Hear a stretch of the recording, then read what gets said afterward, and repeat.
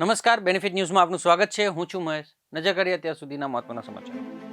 અમદાવાદ સરખેજની હોસ્પિટલમાં યુવકે આત્મદાહ કર્યું. યુવતી સાથે ઝઘડા બાદ ભર્યું પગલું. યુવકનો પરિચિત યુવતી સાથે ઝઘડો થયા બાદ પેટ્રોલ છાંટી લગાવી ખુદને આગ.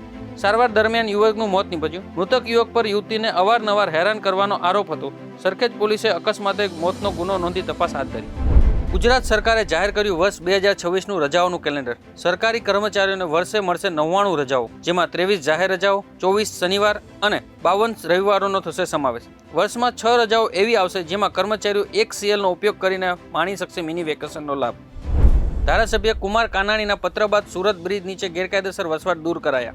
પોલીસ અને પાલિકાના દબાણ ખાતા દ્વારા સરથાણાથી વરાછા સુધીના બ્રિજ નીચે ગેરકાયદેસર વસવાટ કરતા લોકોને તાત્કાલિક હટાવવામાં આવ્યા. જાગૃત યુવાનોના અભિયાનને ધારાસભ્યના સમર્થન બાદ તંત્રએ દારૂ પીવા અને ગંદકી ફેલાવવાના સ્થળો પર કડક કાર્યવાહી કરી.